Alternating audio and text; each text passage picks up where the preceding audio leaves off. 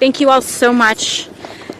First and foremost, I want to express my deep gratitude to everyone here who is coming in ahead of the cold this weekend to help us push for justice for victims of deepfake AI pornography. We have a collection of survivors and a bipartisan coalition here that is growing and so strong as we continue to fight for justice for survivors of deepfake AI pornography. I want to give a special thank you to my Republican co-sponsor, Laurel Lee, who has helped us push this across the line, and as we move this forward after unanimous passage in the Senate, hoping to get this across the line here in the House. And of course, I want to give my deep, deep gratitude to Paris Hilton, who is also here today, who came all the way from Los Angeles after a busy flurry out there to help push for the passage of the Defiance Act here today. I also want to recognize the courage and bravery of a young survivor, Francesca Manni, who is here with her mother, Dorota, who is consistently advocating on behalf of young victims across the country. I also want to give one more shout out to Omni Miranda Martone, founder and CEO of the Sexual Violence Prevention Association, who has been essential in crafting and advocating for this legislation. Since the public release of AI tools, we have seen an absolute explosion in AI-generated images used to sexually harass victims and children.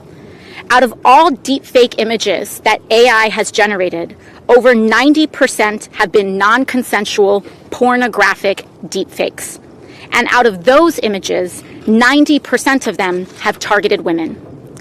As a prominent female elected official, I, as well as many others here, have spoken about our experience being targeted by AI deepfake pornography. Not only is this a coalition of legislators, this is a coalition of survivors of sexual harassment and in some cases abuse and assault. As a survivor of sexual assault myself, this resurfaces trauma for so many people across the country. And that is what it is intended to do.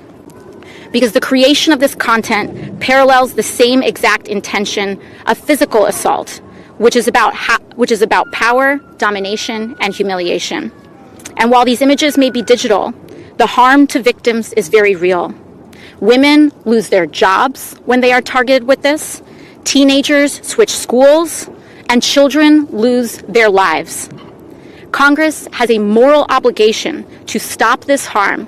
We can stop this harm, and we can pass this legislation to hold the people responsible accountable. Right now, 1 in 8 teenagers knows a friend who has been targeted by AI deepfake harassment. Because if you are a middle schooler, and we should all be horrified by that, because if you are a middle schooler or a high schooler in the United States of America, you most likely know someone who has been a victim to this. And people's parents are waking up every morning in fear that their kid could be next. And while everyday Americans are terrified of this, corporations are finding new ways to profit from the creation of these deepfakes. So while we are all grateful that Congress has taken the tremendous step in passing the Take It Down Act to ensure that harmful content is removed from online platforms, we know that there is more work to be done. It is not enough to take down content. We have to give victims a civil right of action. Take It Down gave us removal, and Defiance will give us recourse and restitution. Once this bill is signed into law, and it will be signed into law, survivors will have the ability to hold their abusers accountable and seek financial and reputational damage for the harm they have caused. In times of extreme political polarization, I also want to underline that the partnership with Representative Lee and myself have formed, as well as the invaluable partnership of Senators Durbin and Graham in the Senate, I think it represents a real spotlight and possibility that in this time of deep division, there are still bright spots possible, and there's still progress that's possible here. Bicameral, bipartisan advocacy for legislation focused on delivering justice for the American people. So since we've made some massive steps forward, it's time for us to finish the job. And so I urge Speaker Johnson, which we have had positive and encouraging conversations with, to put this on the floor for a vote as quickly as possible. I want to thank you all again, and I am now proud to introduce the co-lead of the Defiance Act, Representative Laurel Lee. Thank you. Well, good afternoon. Today I stand with my colleagues, with survivors, and with advocates to say that Congress must act to stop sexually explicit deepfakes from being used as a weapon against innocent Americans. I am proud to stand here as the co-lead of the Defiance Act, legislation that has already passed the United States Senate unanimously and now deserves swift action in the House. This bipartisan effort sends a powerful message. Congress recognizes the real harm caused by non-consensual, sexually explicit deepfakes, and we are committed to holding perpetrators accountable. I want to recognize a few of the people who are standing here with us. First, my colleague and partner in this legislation, Representative Alexandria Ocasio-Cortez. This has truly been a bipartisan effort from the very beginning. Her leadership has been essential. I also want to thank our other co-sponsors who stand here with us today in the House of Representatives who will help us advocate to get this across the finish line. I want to acknowledge the survivors who are here with us today, who will be speaking about their personal experiences. Your courage, your voices, your willingness to help us shape this legislation are the reason that we are here. And I also want to thank Paris Hilton for her advocacy and for using her platform to shine a national light on this issue. Your leadership has helped bring long overdue attention to the harm that victims face. Deepfakes are not harmless and they are not victimless. They are deliberate digital forgeries, often sexual in nature, created to exploit, harass, and humiliate. The technology to make them is becoming more accessible and more widespread. And while the images and the videos may be fake, the harm they cause is very real. Victims have seen their reputations destroyed, their careers derailed, their mental health profoundly affected. And for too long, our laws have lagged behind this technology. Victims have been left without clear, consistent legal tools when their likeness is stolen and weaponized without their consent. The Defiance Act closes that gap. This legislation creates a clear federal civil remedy for victims of non-consensual, sexually explicit digital forgeries. It allows victims to hold accountable those who knowingly create, distribute, or solicit this material, or who recklessly disregard the lack of consent. It provides a meaningful statute of limitations for victims who might not discover this abuse right away. And it includes strong privacy protections, so survivors are not further traumatized simply for seeking justice. Passing the Defiance Act is about something very simple and very important: restoring dignity, restoring accountability, and restoring justice. It draws a clear line. Those who create and spread this material will be held accountable, and victims will finally have real protections and real recourse under the law. This bill shows what is possible when we put victims ahead of politics. I am committed to working with my colleagues in the House to see this legislation enacted so perpetrators face consequences for their actions and victims across the country finally have the protections they deserve. It is my great pleasure to introduce one of our strongest advocates. We are so grateful to have her with us here today, Ms. Paris Hilton. Thank you. Thank you, everyone.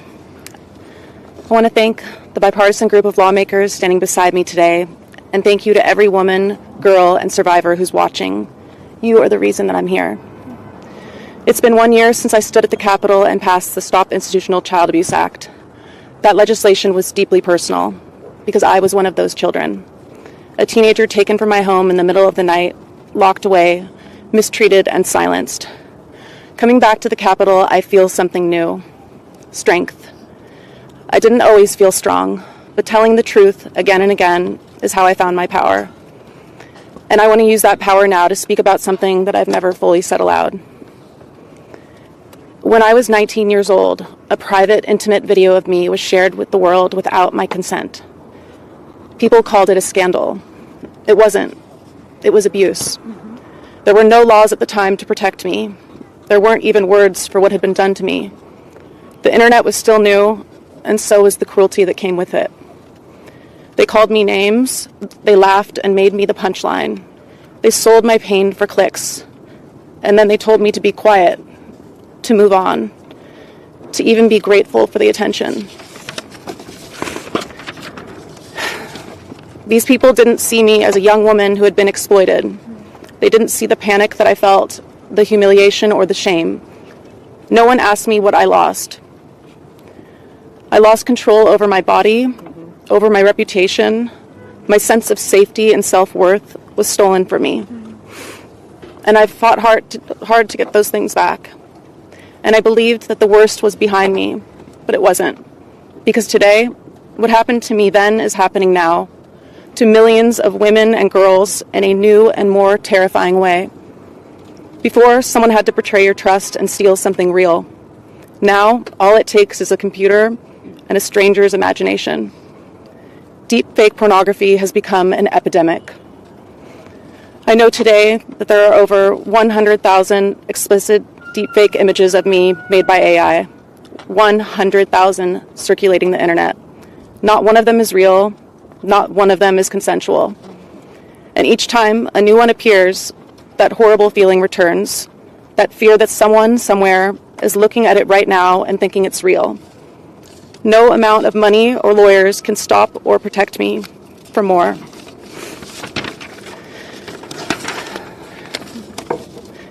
It's the newest form of victimization happening at scale to your daughters, your sisters, your friends, and neighbors. A staggering 1 in 8 girls today are experiencing the harms of AI-generated deepfake porn. I hear from teenage girls who are terrified to go to school because they know a deepfake of them is circulating. I hear from women who are scared to run for office, to apply for jobs, to speak publicly, because they know how easily their image can be weaponized against them. Too many women are afraid to exist online, or sometimes to exist at all. And I know how that feels, because I've lived it. And now I have a daughter. She's just 2.5 years old, and I would go to the ends of the earth to protect her. But I can't protect her from this. Not yet. And that's why I'm here. Because this isn't about just technology, it's about power. It's about someone using someone's likeness to humiliate, silence, and strip them of their dignity. But victims deserve more than after-the-fact apologies. We deserve justice. The Defiance Act is a bipartisan bill that gives survivors a path to justice. This is personal to me. It's part of my story. I began telling my truth in my documentary, This is Paris, and more in my memoir. Next week, I'm releasing my film, Infinite Icon, the next chapter in my healing journey. I am lucky. I had the platform to reclaim my story, but so many others don't. And what I've learned is this: when your image is violated, it doesn't disappear. It lives inside you, but so does your power. Telling the truth has helped me heal, and I'm so proud that today I stand here without shame. I am Paris Hilton, a woman, a wife, a mom, a survivor, and what was done to me was wrong. And I will keep telling the truth to protect every woman, every girl, every survivor, now and for the future. Last week, the Senate passed Defiance by unanimous consent. Today, I stand here with Congresswomen Ocasio-Cortez and Lee, asking Congress to pass the Defiance Act through the House. Let's finally make it law. Thank you.